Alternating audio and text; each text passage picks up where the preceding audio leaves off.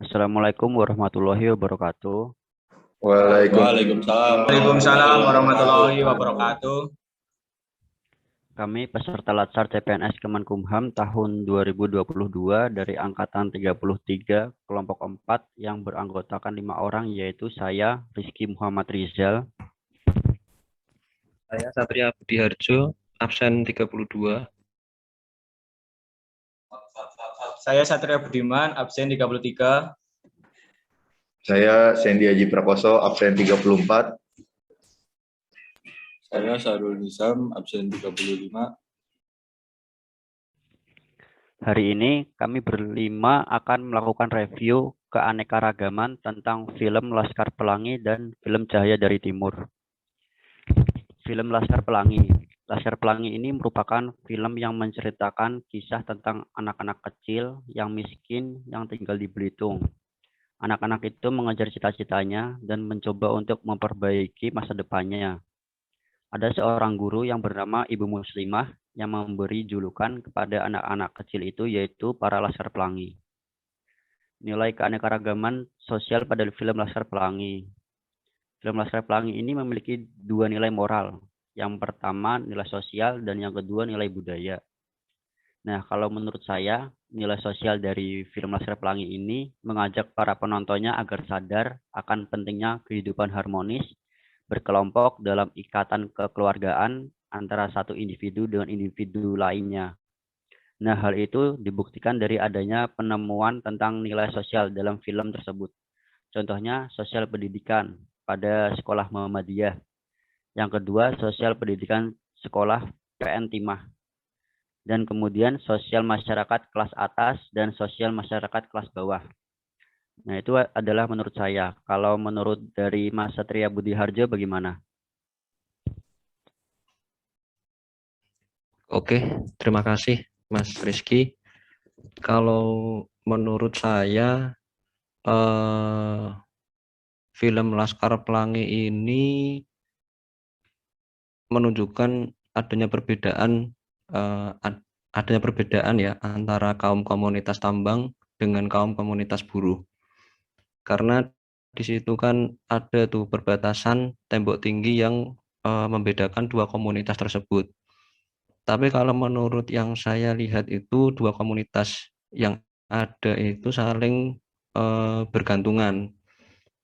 Kenapa? Karena komunitas yang mempunyai usaha tambang ini membutuhkan tenaga kerja buruh untuk menjalankan usahanya. Terus kalau misalnya yang komunitas buruh ini dia memerlukan uang dan kerjaannya itu untuk melanjutkan kehidupannya. Seperti itu aja sih Mas, kalau menurut saya. Kalau menurut dari Mas Satria Budiman bagaimana? Kalau menurut saya sih film ini seperti bisa meningkatkan moral anak-anak bangsa kita, bahwa kita bisa mau berjuang dan berusaha. Selain itu, ada juga beberapa pelajaran hidup yang penting. Salah satunya yaitu kita harus benar-benar menghargai hidup serta menghargai semua pemberian dari Tuhan dengan cara tidak pantang menyerah.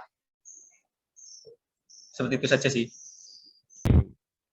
Kalau itu tadi kan dari nilai keanekaragaman sosial. Kalau sekarang nilai budaya pada film Laskar Pelangi. Kalau menurut nilai budayanya bagaimana dari Mas Sandi? Ya, kalau menurut aku sih, kan di Pulau Belitung itu ada Pantai Tanjung.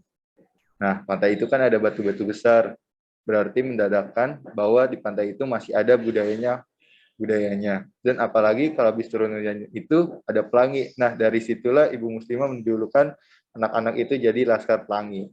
Menurut aku itu aja sih. Oke, kalau dari Mas Sahrul Nizam, bagaimana tanggapannya untuk nilai budaya film Laskar Pelangi ini? Kalau menurut saya, budaya kita yang terlalu banyak ini dan budaya Belitung yang identik banget sama berupa agama, bahasa, dan adat istiadat. Terus di Belitung itu kan masih banyak kental budaya Melayunya ya. Nah, film Laskar Pelangi itu menggambarkan banget secara jelas bahwa peradaban budaya Belitungnya, budaya Islam, dan budaya Cina. Kenapa budaya Cina? Karena ada yang namanya Akyong. Itu kan dia pas Tionghoa kan. Ya, nah dari situ ada perpaduan antara budaya Belitung, budaya Islamnya kental banget. Nah, kalau di Belitung terus budaya Cinanya. Itu aja sih. Oke, aku setuju banget sih sama pendapat kalian semua. Soalnya agama Islam itu melekat banget di masyarakat Belitung. Nah, selain itu di film ini itu kata-kata subhanallah yang diucapkan oleh ibu muslimah itu tuh sengaja diucapkan sebagai identitas bahwa masyarakat Belitung itu masih melekat dengan agama Islam. Semoga aja nilai keanekaragaman ini dapat kita aplikasikan dalam kehidupan kita. Nah, sekarang kita akan berlanjut ke nilai dari keanekaragaman film Cahaya dari Timur. Mungkin bisa dijelaskan oleh Mas Satria Budi Harjo.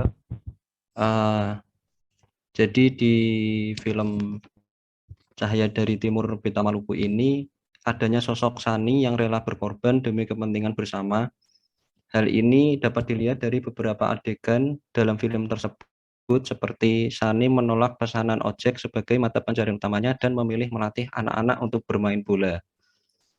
Demi menghindarkan anak-anak dari kerusuhan, Sani juga rela memberikan uang hasil jeripayahnya kepada Salembe untuk membayar uang sekolah karena saat itu Mama Salembe sedang sakit dan Salembe terlambat datang latihan. Sani juga menjual kambing miliknya dari pemberian mertua untuk menambah biaya keberangkatan tanpa sepengetahuan istrinya. Cukup, Mas Rizal. Oke, kalau sekarang selanjutnya dari tanggapan dari Mas Satria Budiman bagaimana untuk film Cahaya dari Timur ini? Menurut saya sepak bola itu menyatukan keragaman. Tim sepak bola yang dilatih oleh Sani terbentuk dari berbagai latar belakang. Ada yang orang tuanya nelayan, pengecat perahu, penjual ikan, polisi, dan luar sebagainya. Itu semua bersatu padu dalam sepak bola demi membawa nama Maluku di kompetisi sepak bola U15, mohon maaf. Selain itu, di dalam tim sepak bola ini juga sering terjadi percekcokan. Contohnya antara Salembe dengan Vinky dan Funky, sehingga tidak mau mengoper bola ke mereka. Lalu Sani datang sebagai penengah dan memberikan pengertian bahwa jika mementingkan diri sendiri tidak akan berhasil. Sani juga memberikan pengertian bahwa jika kita dengan bersatu, mereka bisa mengalahkan semuanya dan bisa menjadi juara. Itu saja sih, Mas.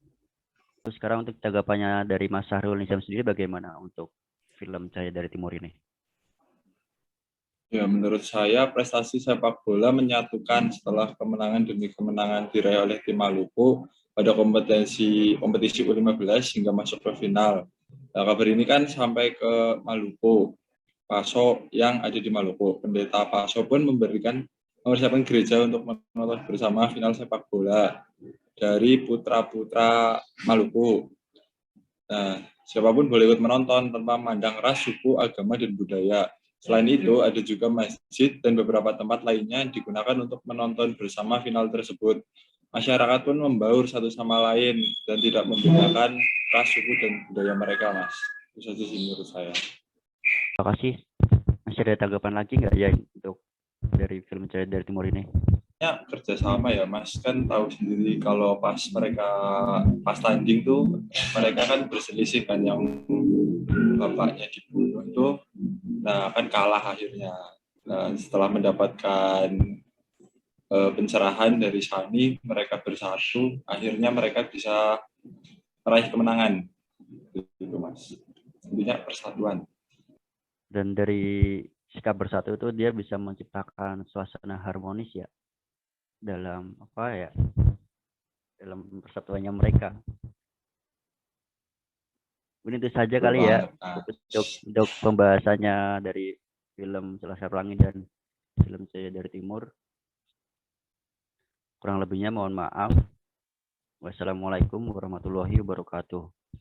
Waalaikumsalam warahmatullahi wabarakatuh.